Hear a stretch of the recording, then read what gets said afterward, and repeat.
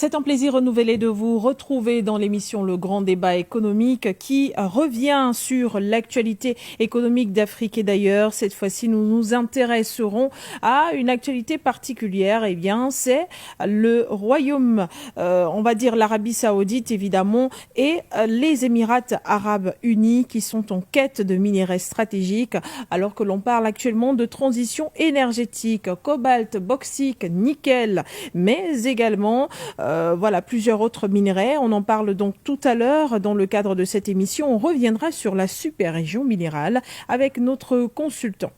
Et puis en deuxième partie de cette émission, on parlera de l'investissement dans l'agriculture en Afrique, certainement venant de la diaspora. Comment investir dans l'agriculture en Afrique?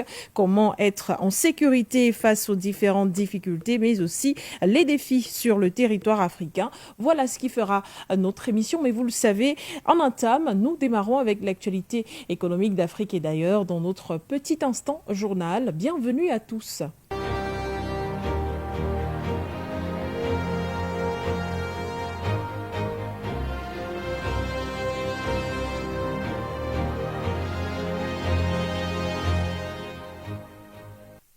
Et mesdames, messieurs, bienvenue. Comme je vous le disais déjà tout à l'heure, le grand débat économique démarre donc tout de suite et c'est avec l'information d'Afrique et d'ailleurs. On commence au Nigeria où le gouvernement du pays a annoncé la hausse des salaires mensuels minimum alors que plusieurs syndicats avaient lancé des grèves et des manifestations plus de 3 mois auparavant, réclamant ainsi une augmentation de ce salaire minimum à hauteur de 150 000 naira, mais également 300 000 naira.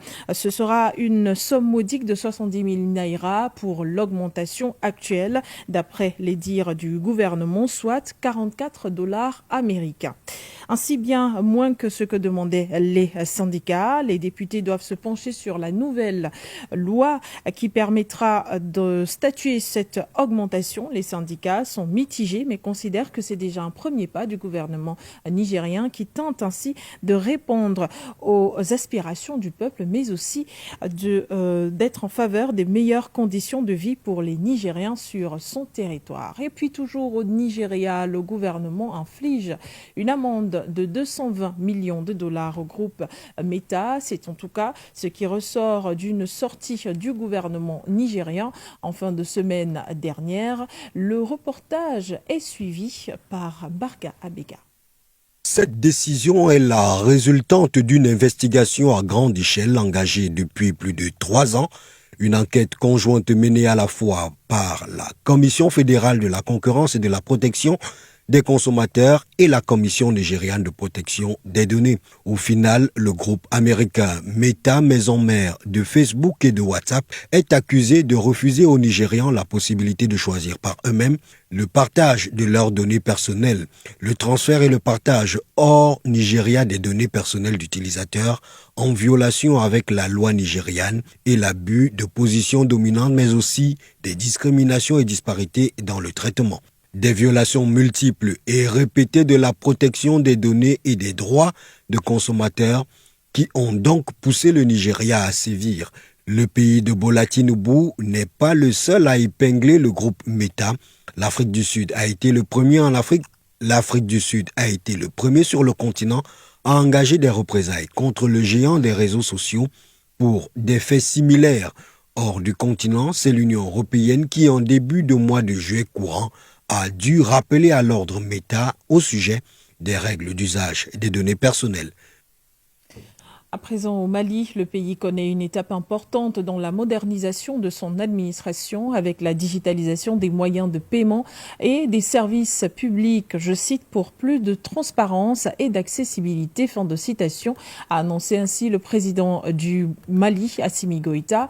Pour le chef de l'État malien, la concrétisation redéfinit le contour de son administration basée sur la transparence. Écoutons ici Basile King dans ce reportage à suivre.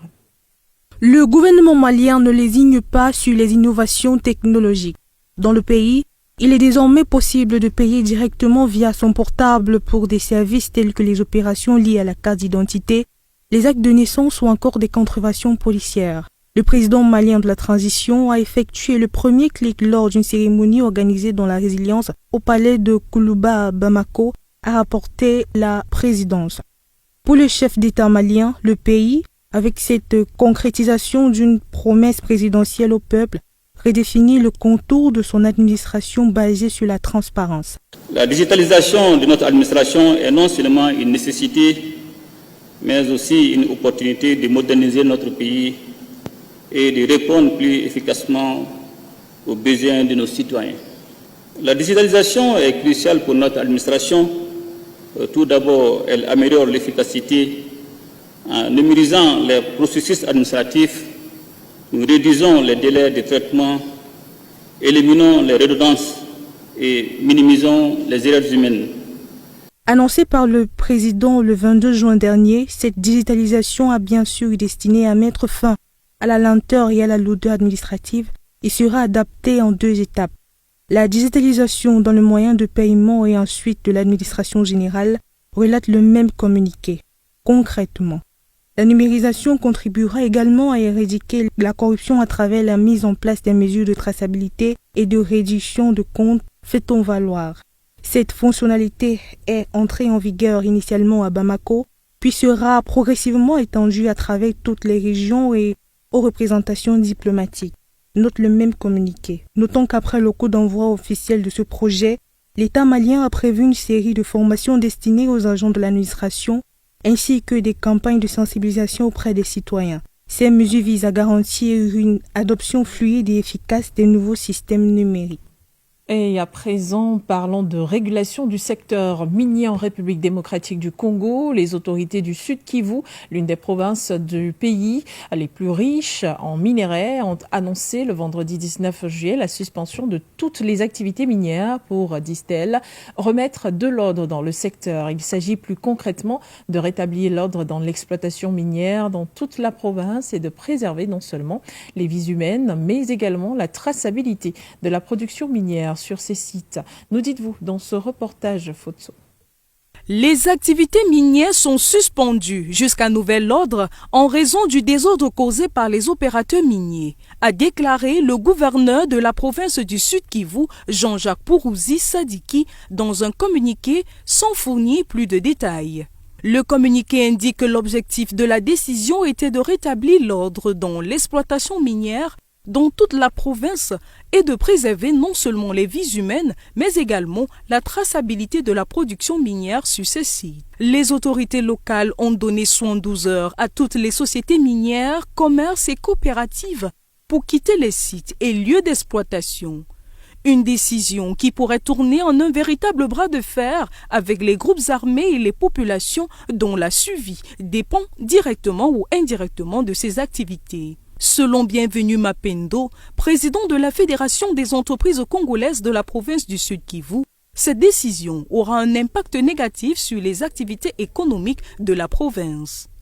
De nombreuses entreprises chinoises exploitent de l'or et d'autres minéraux dont cette province orientale en proie à la violence des groupes armés depuis près de 3 décennies. Les attaques contre les carrières et les coopératives minières sont fréquentes dans la région, alors que plus de 120 groupes armés se disputent des terres et les ressources dans l'est du Congo. Il convient de rappeler que l'action du gouverneur Jean-Jacques Pourouzi n'est pas la première.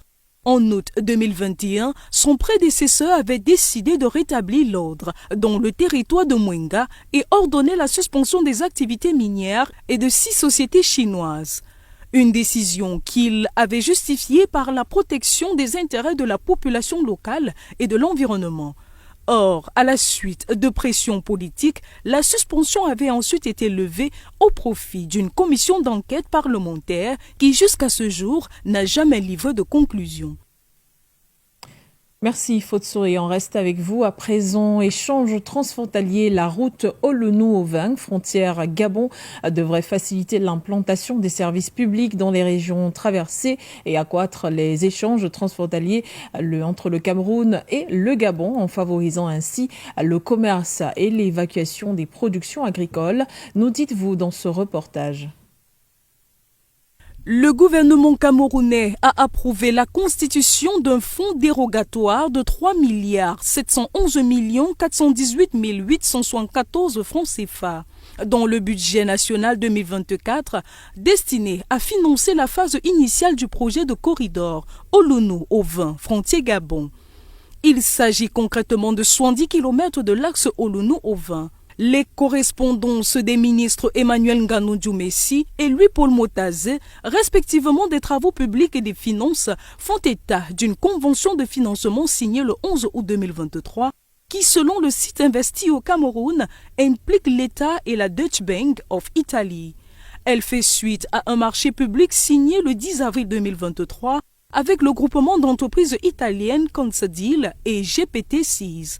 Un accord commercial avait aussi été conclu en février 2021 avec GPT6 pour mobiliser des financements à conditions favorables pour l'État camerounais afin d'exécuter le projet. Dans la convention de financement, il est exigé que le gouvernement paye intégralement sa quote-part avant tout décaissement du bailleur. Or, ce qui a été inscrit dans le PIB 2024 est inférieur à ce qu'il faut. C'est pourquoi nous avons fait cette sollicitation, a expliqué une source au sein du ministère des Travaux publics. Le recours à cette procédure pour approvisionner la part de l'État laisse présager l'imminence du début des travaux. Les 3,7 milliards de francs CFA provisionnés constituent en effet la partie de l'avance que le Cameroun doit payer aux contractants. Le paiement du décompte d'avance de démarrage est de 20%. L'État doit mettre ses 5% et le bailleur payera les 15% sous UTN. Poursuit la source, qui explique aussi que d'autres conditions subvensives de mise en vigueur du financement sont déjà levées. Selon elle, les travaux devraient débuter en 2024 et durer 2 ans. Merci Fotso. Et à présent, exportation de café en Afrique. Kampala explose les compteurs. L'Ouganda bat le record des exportations de café. Le pays a en effet enregistré en un an seulement 1,14 milliard de dollars si l'on s'en tient aux données apportées par l'autorité ougandaise de développement du café, UCDA en abrégé.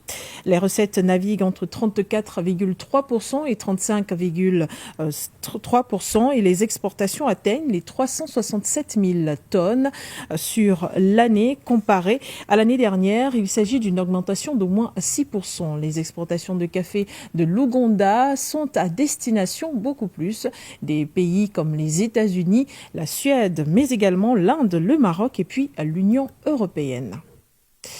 Dans la suite de l'information, le Premier ministre du Royaume-Uni, Keir Starmer, a annoncé le jeudi dernier un financement de 108 millions de dollars, soit 84 millions de livres sterling en faveur de l'Afrique, ceci pour lutter contre l'immigration illégale. Entre juillet 2022 et juillet 2024, on compte plus de 52 000 personnes arrivées de façon irrégulière dans le pays. En investissant une telle somme, il veut, selon lui, arrêter le phénomène dès la souche. Investissement qui met fin au projet de son prédécesseur Rishi Sunak visant à la déportation des étrangers migrants vers le Rwanda, arrivés illégalement au Royaume-Uni. Voilà qui met fin à cette édition d'information économique. Dans cette émission, le grand débat économique. À présent, place à notre débat ou alors notre échange avec Achille Eke qu'on va d'abord recevoir avant la transition. Achille Eke, je rappelle, vous êtes le consultant permanent de ce programme, banquier et expert en haute finance. Bonjour et bienvenue. Bonjour à tous les téléspectateurs de cette merveilleuse émission, Madame Degoudé. Bonjour à toute la galaxie panafricaine, n'est-ce pas, en ce début de semaine. Donc, merci pour l'invitation. Et c'est un plaisir de vous recevoir. On démarre les échanges juste après cette courte pause.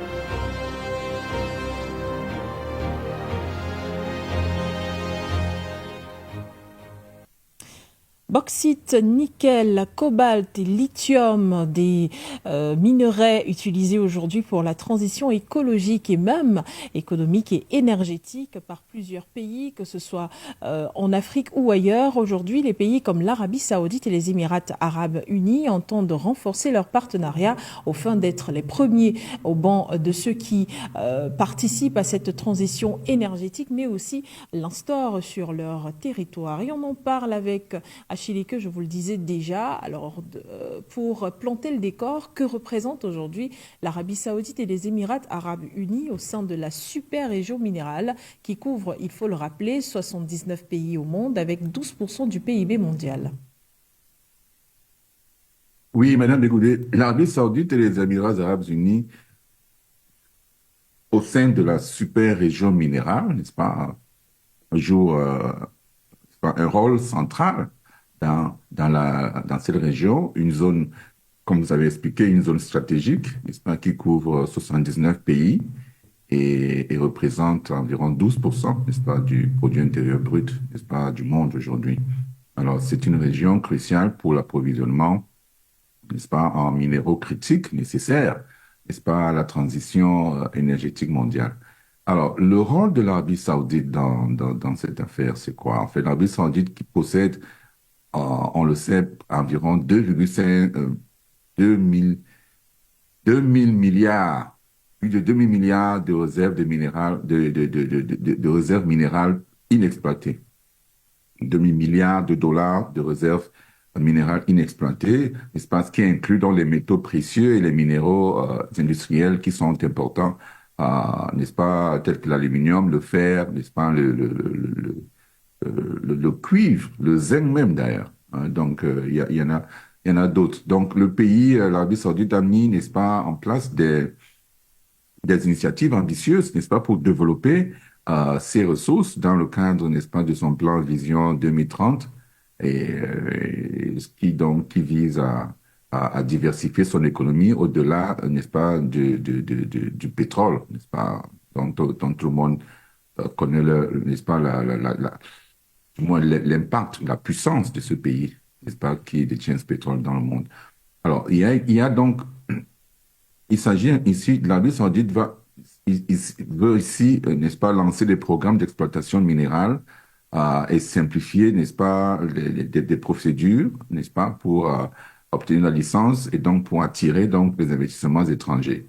Ensuite, il veut également, n'est-ce pas, l'Arabie veut aussi également signer des accords avec des nations comme, n'est-ce pas, la République démocratique du Congo, n'est-ce pas, l'Égypte, ainsi que le Maroc, par exemple, pour essayer de sécuriser ces approvisionnements en minéraux critiques.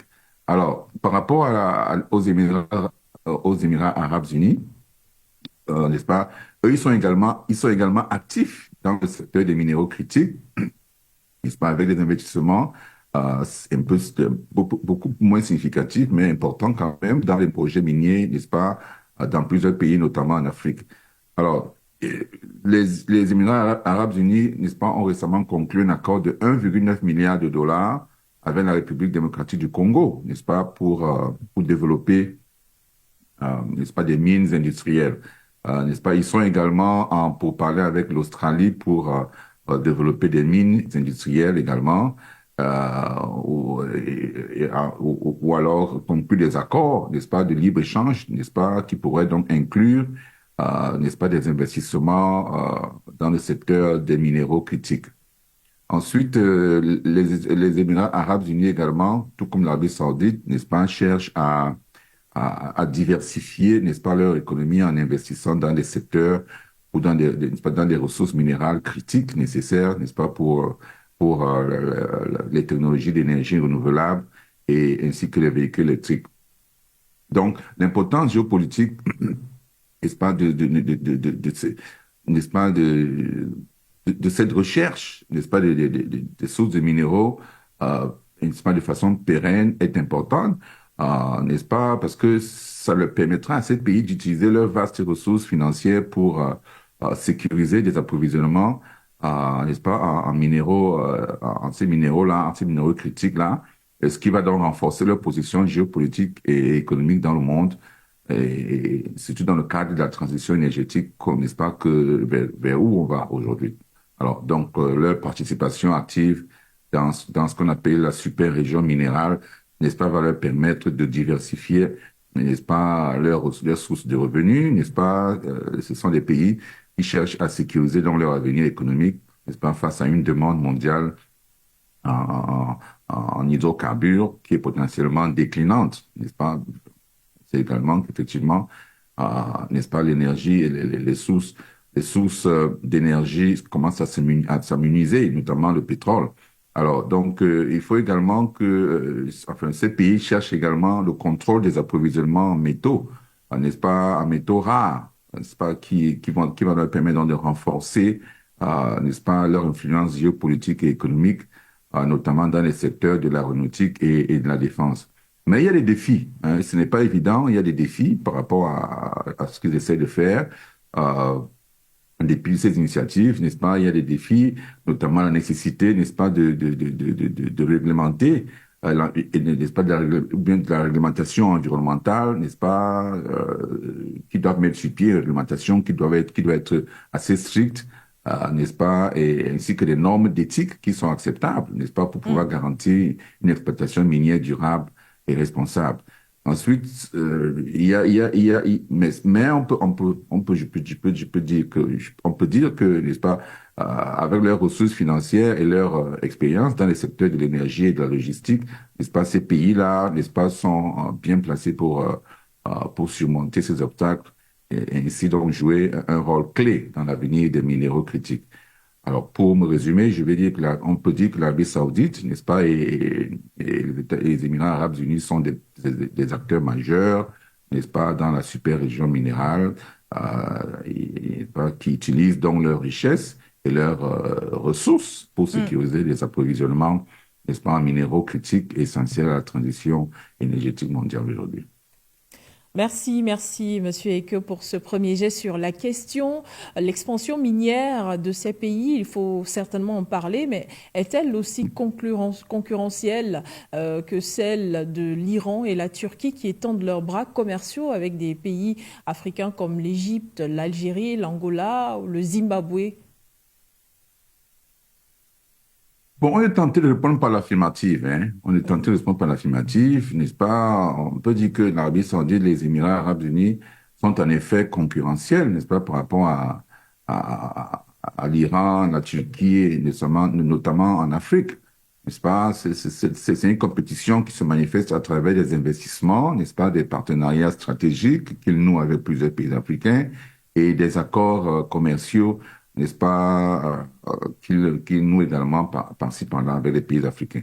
Alors, parlons de l'Arabie Saoudite. Alors, l'Arabie Saoudite a créé ce qu'on appelle une entité qui s'appelle Manara Minerals. Manara Minerals, n'est-ce pas, pour investir dans les actifs miniers à l'étranger. En 2023, d'après les données, elle a acquis une participation de près de 10% dans la société brésilienne VAL, ou VEL, VALE, VEL, n'est-ce pas, et a donc ainsi pu signer des partenariats stratégiques avec des compagnies américaines, n'est-ce pas, comme Ivanhoe ou alors Barrick. Alors, il y a également, n'est-ce pas, les pays africains, n'est-ce pas, l'Arabie Saoudite a signé des accords avec des nations africaines, n'est-ce pas, telles que la RDC, n'est-ce pas, l'Égypte et le Maroc.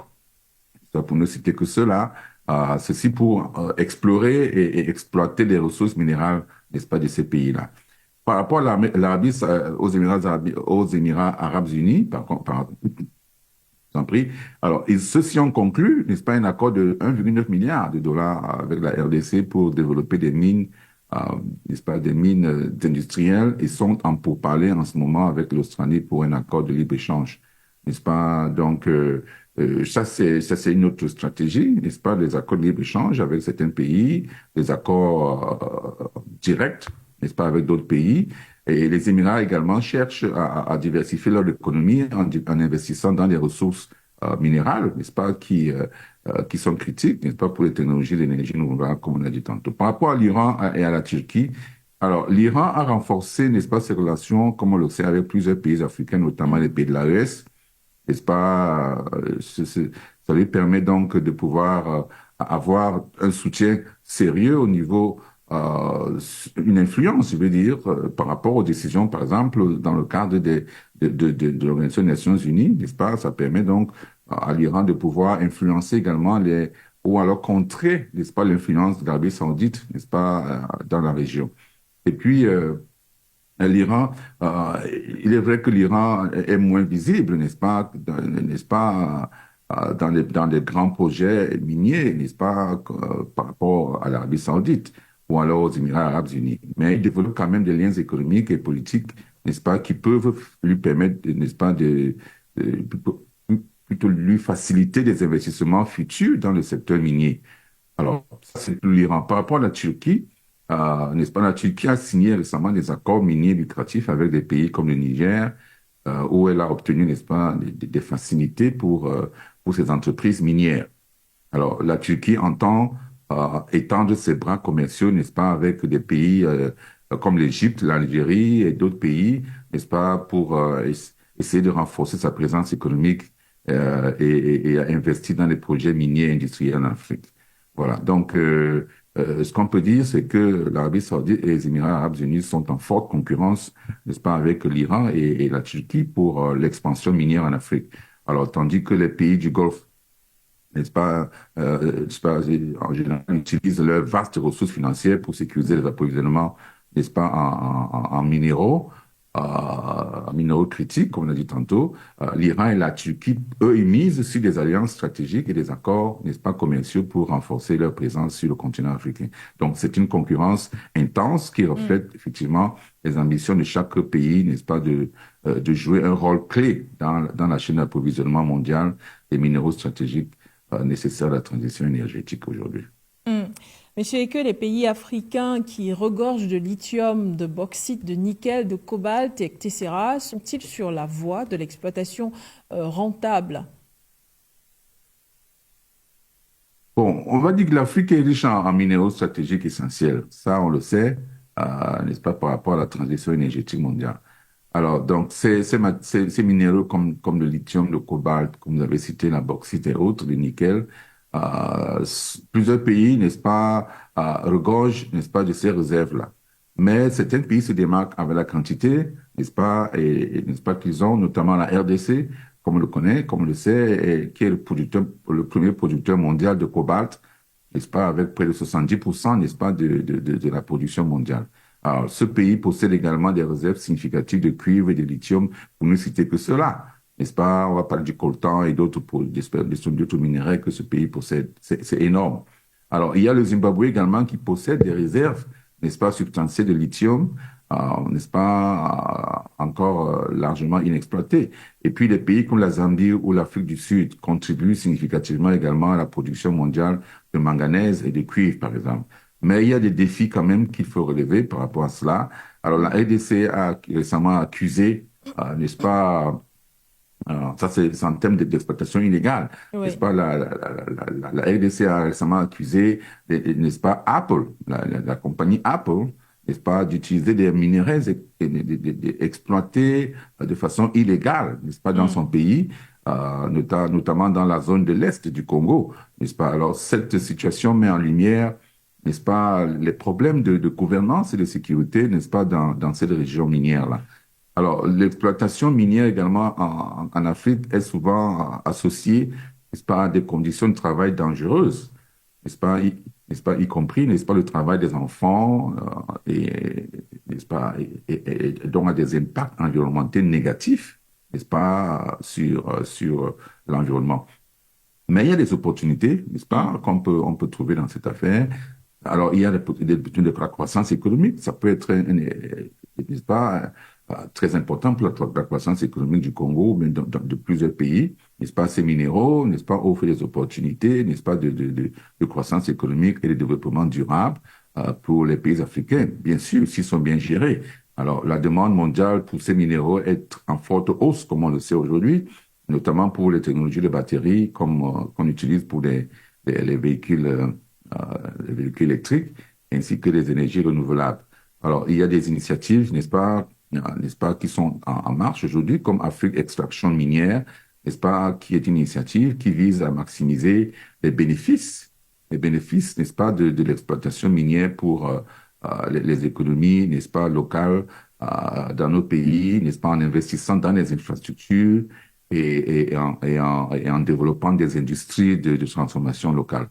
Alors, il y a le problème de traçabilité également qui se pose la plupart du temps dans cette recherche, dans cette utilisation des minéraux.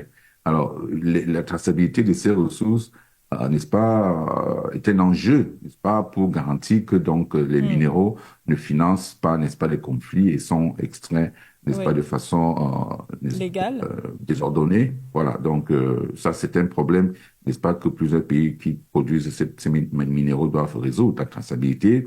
Et puis il y a d'autres sujets également sur lesquels on peut s'étendre, mais je pense que pour les raisons de temps, on va s'arrêter à ça. Effectivement.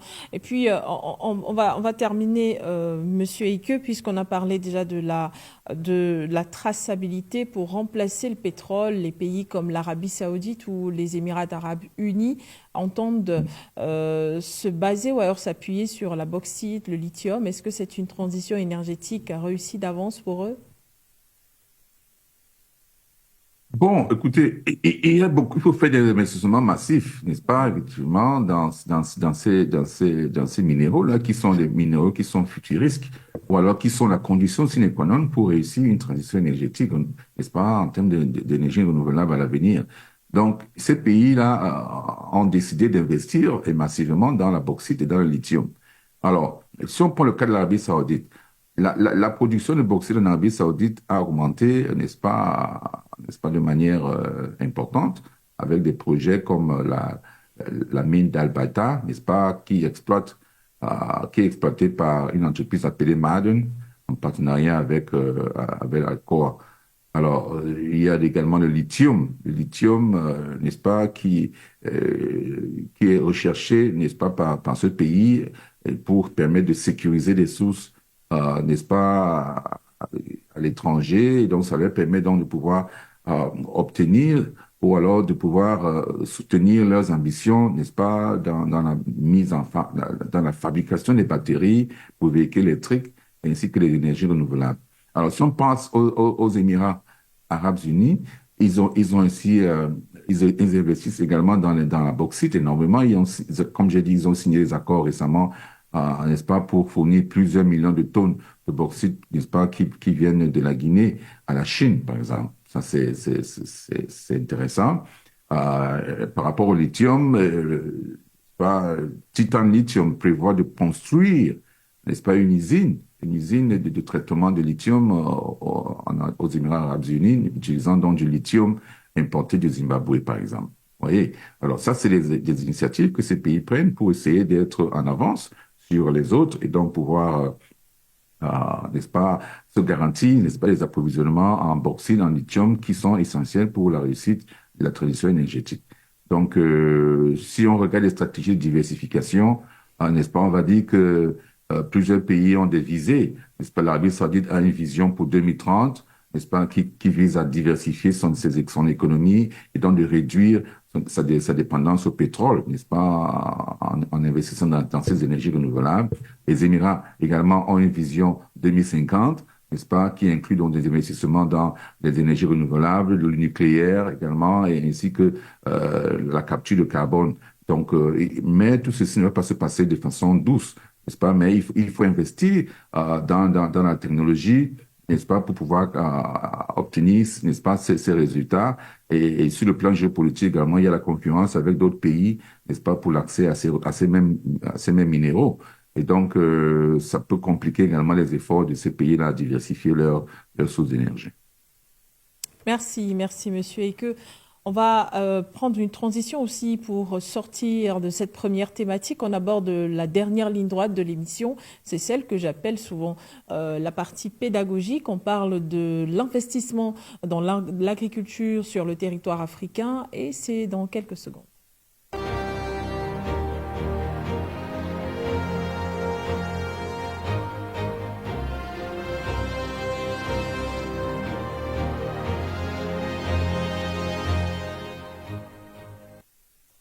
Et l'Afrique, qui reste le berceau de l'humanité et continent aux ressources immenses, continue d'être à la croisée des chemins en matière de développement agricole, malgré son importance cruciale pour l'économie et l'emploi représentant 23% du PIB continental et 55% des emplois. Le secteur agricole africain souffre d'un sous-investissement chronique qui freine son développement et compromet considérablement la sécurité alimentaire due continent. Il est donc temps que les gouvernements africains, le secteur privé et les partenaires internationaux prennent conscience de cette opportunité unique. Des initiatives comme le programme détaillé de développement de l'agriculture en Afrique, PDDAA, montrent la voie, appelant à consacrer au moins 10% des budgets nationaux à l'agriculture, mais il faudrait y aller un peu plus loin. L'investissement dans l'agriculture africaine n'est pas seulement une nécessité économique, c'est aussi un impératif moral. Il s'agit de créer des emplois pour une jeunesse en quête d'opportunités, de garantir la sécurité alimentaire d'une population en croissance rapide et de préserver l'environnement face aux défis climatiques. Voilà en outre ce que nous avons appris il y a de cela quelques jours lorsque nous ouvrions ce sujet. Achille Queux, à présent, on poursuit, comme je le disais, c'est donc la dernière ligne droite. Quelles sont les meilleures pratiques en matière d'investissement agricole responsable sur le territoire africain ? Alors, Madame Begoudier, c'est une très bonne question. Les meilleures pratiques, c'est peut-être la garantie, c'est certainement la garantie, n'est-ce pas, d'une production, n'est-ce pas, constante, n'est-ce pas, élevée et plus compétitive dans le monde. Donc, je pense que si on adopte ces pratiques, ce sera fantastique. Mais je pense que pour des raisons, n'est-ce pas, liées au temps, nous n'allons pas citer toutes les pratiques possibles. Il y en a plusieurs, véritablement, toutes sont importantes. Mais nous allons citer quelques-unes, n'est-ce pas, pour apporter, n'est-ce pas, des éléments d'éclaircissement à vos téléspectateurs. Alors, premièrement, je pense qu'il faut adopter, n'est-ce pas, une approche inclusive et participative dans cette affaire.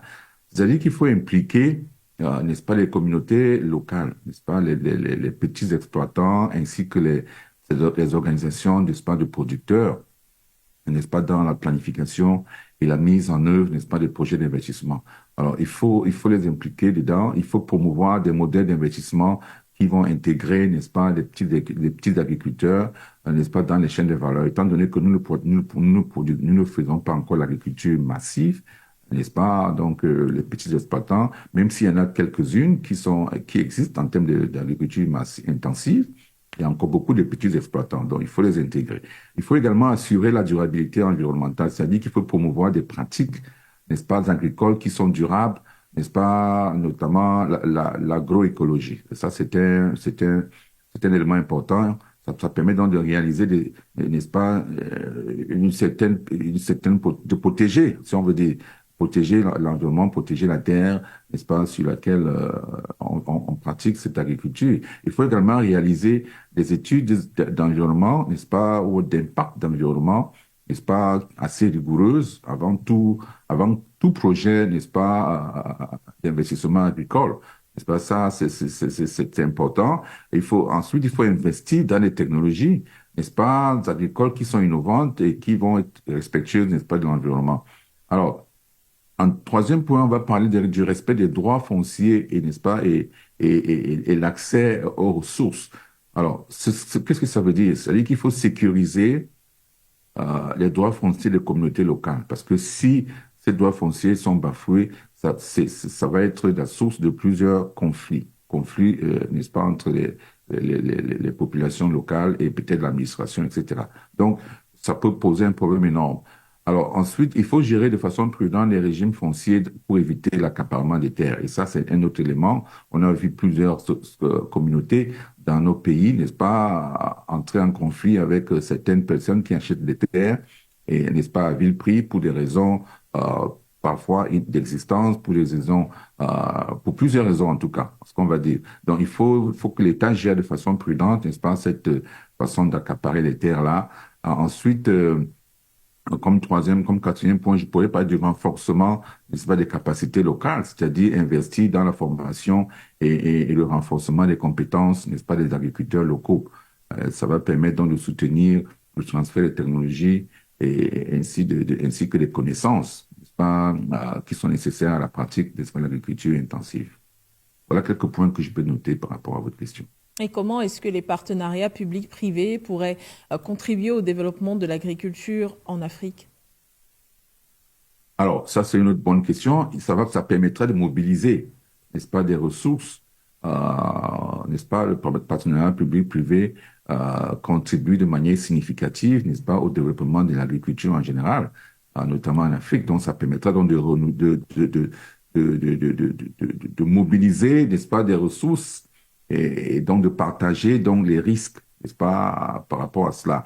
Alors, ces partenariats peuvent permettre de combiner, n'est-ce pas, des ressources financières ainsi que l'expertise, n'est-ce pas, du secteur privé pour le soutien, n'est-ce pas, ou alors avec le soutien, n'est-ce pas, et la régulation du secteur public. Alors, ça va permettre donc de mobiliser des investissements plus importants et donc de partager des risques, les risques, n'est-ce pas, dans ce secteur entre les différents acteurs. Donc, ce qui va donc permettre n'est-ce pas, d'amenuiser les risques sur une partie au lieu en fait, sur chaque partie, si on veut dire. Ça permet, puisqu'on partage le risque, donc une seule partie ne va pas porter toute la charge.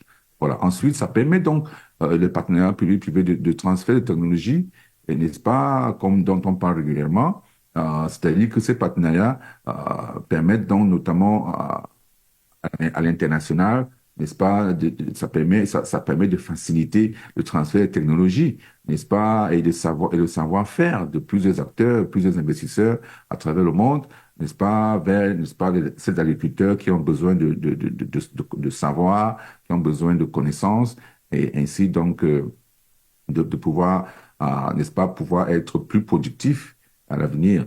Donc, si on prend un exemple, on va dire que, par exemple, le partenariat au Mali, par exemple, qui est, n'est-ce pas, dans un pays sahélien, a permis, n'est-ce pas, aux acheteurs européens, n'est-ce pas, de produits comme les mangues, n'est-ce pas, de former des transformateurs n'est-ce pas, et des exportateurs, n'est-ce pas, locaux au Mali qui permettent donc de faire vivre cette filière. Voilà. Donc, ça peut également permettre des partenariats publics-privés d'améliorer, n'est-ce pas, la productivité et la qualité des produits. Vous voyez, parce que l'apport des technologies modernes, n'est-ce pas, et ainsi que les meilleures pratiques agricoles à travers dans ces partenariats-là peut considérablement, n'est-ce pas, améliorer la productivité ainsi que la qualité des produits agricoles. Donc, véritablement, c'est une voie salutaire pour plusieurs pays africains qu'il serait souhaitable, n'est-ce pas, de prendre pour continuer à améliorer, n'est-ce pas, notre productivité agricole et donc de satisfaire à la demande intérieure et même extérieure en produits agricoles. Quels pourraient être, Achille, les impacts potentiels du changement climatique, par exemple, sur les investissements agricoles? Alors, les impacts potentiels, comme vous avez dit, n'est-ce pas, du changement climatique sur les investissements agricoles sont complexes et certainement multiples. Premièrement, on peut penser aux impacts sur la productivité, n'est-ce pas, et les rendements agricoles. Je crois que ça, c'est la première des choses. C'est-à-dire, alors, si les changements climatiques, comme on le connaît, n'est-ce pas, sont souvent très dévastateurs et donc peuvent entraîner, n'est-ce pas, une baisse significative, n'est-ce pas, n'est-ce pas, du rendement, n'est-ce pas, des rendements agricoles dans de nombreuses régions en Afrique. Alors, cela, n'est-ce pas, d'après certaines estimations, d'ailleurs, la production de maïs et de haricots pourrait diminuer de 40% par rapport à la période, n'est-ce pas, entre 1970 et 2000, n'est-ce pas, si on ne prend pas des mesures d'adaptation efficaces. Vous voyez, alors ça, c'est des prévisions, n'est-ce pas, des différentes institutions, n'est-ce pas, qui sont chargées de veiller, n'est-ce pas, à l'impact du changement climatique aujourd'hui. Donc, on constate que près de 40%, n'est-ce pas, de certains produits pourraient diminuer, notamment le maïs et le haricot dans les prochaines années. Alors, il y a également l'augmentation, n'est-ce pas, des températures et ainsi que les changements dans les régimes pluviométriques, n'est-ce pas, qui peuvent être affectés ou alors qui vont affecter la productivité, n'est-ce pas, des cultures, n'est-ce pas, même le bétail. Même ceux qui font la pêche également, parce que tout ceci, toutes ces cultures ont besoin d'eau et quand il y a l'augmentation de température, eh bien, il y a sécheresse et donc ça peut poser des problèmes de productivité sur tous ces aspects-là, sur le plan culturel, le plan des cultures, le plan, n'est-ce pas, du bétail et ainsi que la pêche. Voilà. Donc, certaines cultures, n'est-ce pas, comme le sorgho, n'est-ce pas, le sorgho, le manioc, le mil, n'est-ce pas, pourraient même être moins affectés et devenir des alternatives viables dans certaines régions. Donc, ça, c'est également, n'est-ce pas, des statistiques qui nous disent cela. Mais il y a des risques accrus également, n'est-ce pas, pour les investissements. Alors, c'est-à-dire que l'augmentation de la fréquence et de l'intensité des événements climatiques, n'est-ce pas, notamment les sécheresses, les inondations, etc., vont accroître les risques pour les investissements agricoles. Alors, donc, la propagation n'est-ce pas, la propagation accrue, n'est-ce pas, ainsi que de plusieurs ravageurs, n'est-ce pas, ainsi que des maladies, n'est-ce pas, dans plusieurs pays, les maladies de culture dans plusieurs pays, ainsi que du bétail. Tout ceci représente des risques supplémentaires pour les investisseurs. Alors donc, il faut donc s'assurer que véritablement on essaye de voir comment est-ce qu'on peut planifier, n'est-ce pas, ces situations-là sur le long terme. Alors, il y a enfin une nécessité d'adaptation, n'est-ce pas, de cette, n'est-ce pas, de la situation actuelle. Il faut s'adapter à la situation actuelle, l'environnement actuel, la situation de crise ou de sécheresse, n'est-ce pas, extrême qu'on observe. Alors donc, il faut faire des investissements importants, n'est-ce pas, pour permettre donc à ces agriculteurs de s'adapter, n'est-ce pas, de façon effective, n'est-ce pas, à ces changements climatiques qui affectent leur récolte. Donc, c'est des investissements qui devront être faits, n'est-ce pas, de façon diversifiée, et donc pour permettre à ce que, n'est-ce pas, les activités agricoles, n'est-ce pas, ne soient pas, n'est-ce pas, complètement détruites, n'est-ce pas, parce qu'à la longue, si ça continue, ça va s'amenuiser au fur et à mesure, et à la fin, on aura des pertes énormes, et on ne pourra pas être en mesure de satisfaire la demande, n'est-ce pas, en produits agricoles dans nos États. Donc, c'est des choses qu'il faut considérer, et donc tout le monde doit mettre la main à la pâte, n'est-ce pas, comme on a dit, les partenariats publics-privés, l'État, ainsi que les différentes associations d'agriculteurs doivent travailler en commun accord pour pouvoir satisfaire à ces genres de situations-là. D'accord, monsieur. Et que tout le monde doit mettre la main à la pâte. Comment les investissements dans l'agriculture peuvent donc contribuer à la réduction de la pauvreté et même à la sécurité alimentaire? Alors, bon, pour cette question, on va dire qu'il faudra que les États augmentent, ou plutôt, plutôt que les États travaillent à augmenter, n'est-ce pas, la productivité agricole dans leur pays. Bon, alors, c'est ce que ça veut dire. Il faut investir dans l'irrigation. Il faut investir dans les semences améliorées. Il faut des engrais pour accroître les rendements, par exemple. Il faut promouvoir l'adoption, n'est-ce pas, des technologies agricoles, n'est-ce pas, les technologies agricoles qui sont innovantes aujourd'hui, n'est-ce pas, dans ce secteur. Il faut soutenir la recherche agricole ainsi que les services de vulgarisation, n'est-ce pas, pour ainsi diffuser, n'est-ce pas, les meilleures pratiques. Ça, c'était essentiel. Il faut donc le faire et l'État a un rôle important à jouer là-dedans. Il faut participer également, l'État doit également aider à développer les infrastructures rurales. Vous voyez les infrastructures comme les routes. Les routes, n'est-ce pas, sont des infrastructures élémentaires pour pouvoir avoir pouvoir écouler les produits issus de l'agriculture et donc les écouler dans les centres, n'est-ce pas, ou dans les marchés, dans les grandes villes, etc., où les gens ont besoin de ces produits. Donc, il faut donc travailler à améliorer les routes, l'électrification, n'est-ce pas, les installations de stockage, n'est-ce pas, pour réduire donc les pertes, n'est-ce pas, les pertes après récolte.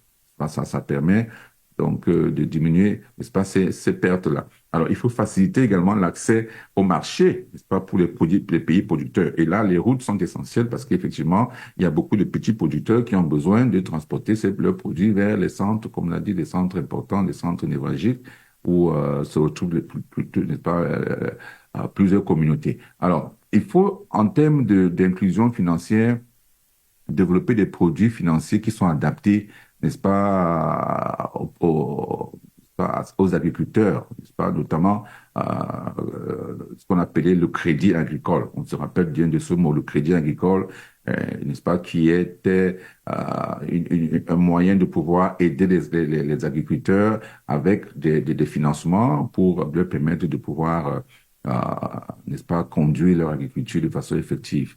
Alors, il faut promouvoir également, n'est-ce pas, les services bancaires mobiles, et ça, c'est un problème qui est lié à, n'est-ce pas, à la technologie également. Donc, il faut permettre une pénétration plus importante de la technologie dans les zones rurales pour permettre donc aux agriculteurs de pouvoir être en communication à tout moment, n'est-ce pas, par rapport à leurs produits, par rapport au marché, et savoir quelles sont Qu'est-ce qui ne va pas? Quelles sont les demandes actuelles? Quelles sont les pénuries qu'on constate sur le marché pour leur permettre de pouvoir ajuster, n'est-ce pas, ou alors diversifier, n'est-ce pas, les produits, n'est-ce pas, qu'ils cultivent. Voilà. Donc, en plus, on peut parler du renforcement également des chaînes de valeurs agricoles. Alors, ça, qu'est-ce que ça veut dire? Ça consiste à soutenir la transformation locale, n'est-ce pas, des produits agricoles, n'est-ce pas? Ceci va permettre donc de créer de la valeur ajoutée, ce qui est donc plus rentable et qui offre plus d'opportunités d'emploi dans nos États. Alors, ceci est également un élément important, mais promouvoir l'intégration des petits producteurs dans les filières structurées est également un élément critique dans ce même esprit. Sinon, ça va être compliqué pour ces petits producteurs-là de pouvoir avoir un impact, n'est-ce pas, dans cette filière-là. Donc, voilà quelques-unes des idées qu'on peut partager par rapport à votre question maintenant. Et terminons avec celle-ci. Parlons à présent des opportunités d'investissement dans la transformation et la valeur ajoutée des produits agricoles africains. Pour terminer, quels sont-ils? Oui, alors, disons que par rapport à la transformation agroalimentaire dont vous parlez tout à l'heure, il va falloir un développement d'unités de transformation, n'est-ce pas, pour les produits de base, n'est-ce pas, comme, n'est-ce pas, le cacao, le café, les noix de cajou, etc. Alors, la transformation, par exemple, la transformation locale du cacao, n'est-ce pas, en chocolat, n'est-ce pas, ou des noix de cajou, n'est-ce pas, avant exportation est importante, évidemment, parce qu'il y a de la plus-value qui est créée et ça permet donc de satisfaire, de gagner plus d'argent, de satisfaire la demande, n'est-ce pas, en cacao, en chocolat, n'est-ce pas, vraiment local ou international d'ailleurs. Et puis ça permet également, il va falloir également une création d'industries de transformation, n'est-ce pas, locale pour ajouter de la valeur aux produits, n'est-ce pas, agricoles locaux, n'est-ce pas, et donc répondre à la demande urbaine qui est croissante aujourd'hui avec une jeunesse, n'est-ce pas, comme on connaît la jeunesse africaine, elle est nombreuse, elle est croissante, elle est de plus en plus forte, et donc il faut satisfaire cette demande-là. Alors, il y a également la mise en place des chaînes de valeurs agricoles. Alors, qu'est-ce que ça veut dire? Ça veut dire il faudra qu'il y ait des investissements dans le développement et l'intégration, n'est-ce pas, de ces valeurs-là, notamment dans la production et la commercialisation de ces produits. Alors, ça veut dire qu'il faut mettre en place des systèmes de stockage, n'est-ce pas, de conditionnement, ainsi que de distribution moderne aujourd'hui, qui permettent donc de pouvoir, n'est-ce pas, satisfaire, n'est-ce pas, à la transformation dont on a véritablement besoin chez nous, mais il faut être capable de pouvoir stocker ces produits, n'est-ce pas, les conditionner et donc les distribuer en temps opportun pour satisfaire à la demande de transformation ou alors aux entreprises de transformation. Donc, pardon. Ensuite, il y a la technologie et l'innovation sur lesquelles il faudra, n'est-ce pas, s'attarder, parce que si on n'adopte pas les technologies agricoles innovantes aujourd'hui, ça va être un problème pour améliorer la productivité et la qualité de nos produits à l'avenir. Donc, constamment, il faut s'adapter à la technologie. Même si on n'est pas bien formé, eh bien, il y a des opportunités de formation qu'on peut mettre sur pied pour former les agriculteurs à utiliser ces outils. Donc, ensuite, on peut penser n'est-ce pas, à des produits, n'est-ce pas, à la haute valeur ajoutée, n'est-ce pas, qui ressort des produits, n'est-ce pas, transformés de façon locale. C'est un élément, n'est-ce pas, sur lequel on ne peut pas se passer parce que tant qu'on produit et qu'on ne transforme pas, on ne fait rien, véritablement. On ne gagne rien. Il y a pas de, on ne fait pratiquement rien, honnêtement. On ne gagne pas grand-chose et puis on reste dans la pauvreté comme on est là aujourd'hui. Mais il y a une demande énorme qui existe aujourd'hui sur le marché, qui est la jeunesse. Et donc, il faut satisfaire cette demande-là. Ce n'est pas en important les produits que ça va résoudre ce problème. Donc, il faudra donc avoir des produits de haute qualité transformés localement et ça permettra donc à cette industrie de pouvoir croître et à tous ceux qui investissent dans ce secteur de pouvoir gagner beaucoup plus d'argent. Je pense que c'est la tendance aujourd'hui en Afrique. Dans tous les cas, c'est vers là que nous allons. Il faut simplement s'y mettre de façon plus engagée. Voilà ce qu'on peut dire. Et donc, chaque partie, pour que ça marche, doit jouer son rôle. L'État doit jouer son rôle, notamment avec les infrastructures, n'est-ce pas? Les financements, les banques doivent aider à financer, les investisseurs doivent aider également à financer. Et puis voilà, donc c'est toute cette chaîne-là qui doit travailler de pair pour que, à la fin, on puisse obtenir un produit fini qui permette à l'Afrique de pouvoir enfin sortir du marasme économique dans lequel il est, n'est-ce pas, et donc de pouvoir satisfaire la demande, n'est-ce pas, de ses populations.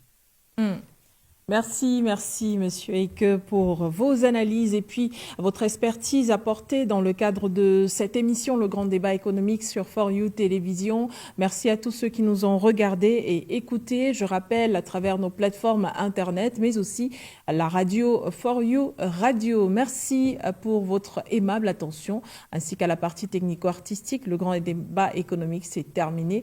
On se retrouve très bientôt pour la prochaine édition. Au revoir à tous.